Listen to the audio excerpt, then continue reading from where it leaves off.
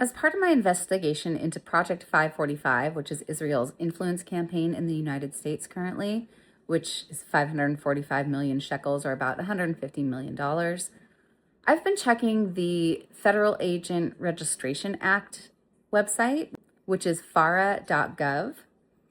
It's a publicly available free site to search. And I go to active registrants. Then in the keywords, I put the name of the country who I want to see if there are any new registered agents too. I tried using the country search and it doesn't work. It's not just for this country that it doesn't work. It doesn't work for any of them.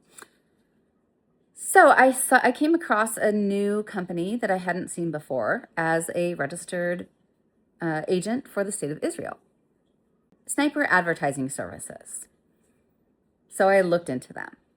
The first thing I did was I went to the Wyoming Secretary of State Business Entity Search and looked up when they became an entity, which was on January 4th, 2024. According to their website, they've got a ton of case studies on there of their successful advertising campaigns that they've run, all of which are dated January 25th, 2024. Just curious how they ran several multi-million-dollar campaigns and got metrics in 21 days of being a company. But that aside, I looked at who their registered agent was because I wanted to see who's behind this company. It came up with this company. No names attached to this one either. The registered agent on this one is this company. Still no names attached. Finally, we get to the registered agent for that company, which is this one. If the name Wyoming Corporate Services rings a bell, it might be from a 2012 NPR report on these guys for being one of the biggest shell company organizations in the country. So now I have a new registered agent to the state of Israel buried under 4 shell companies, and they seem to be representing work from another company altogether. Because when I dug into all of their advertising campaigns that they supposedly ran in 21 days, I came across this company name. That company has been an advertising company for quite a while now. And one of the things that they do is geo-targeting. They don't call it that on their website, but if you read between the lines, it's exactly what it is. They say that they go to places, specific locations, such as grocery stores. Then they can directly market the people who have been there through phone and direct mailing campaigns.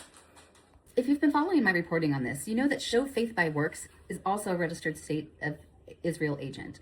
And they had a huge 86-page filing with FARA that showed their proposed geo-targeting with churches in the United States. However, once this became public knowledge and a few media outlets picked up on this, the CEO said, "Oh no, we're not doing any of that. We're not doing geofencing. No, not us."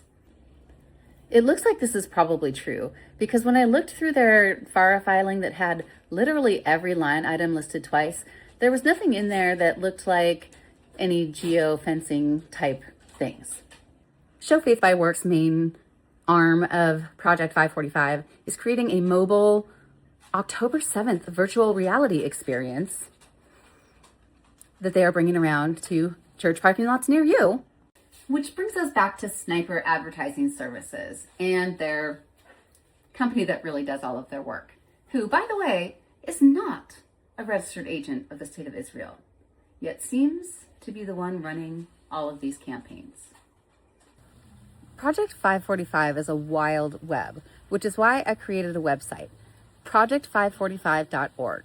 It's got clickable links. You can check all the FARA filings yourself and see exactly how all of the money in this Israeli influence campaign in the United States is flowing.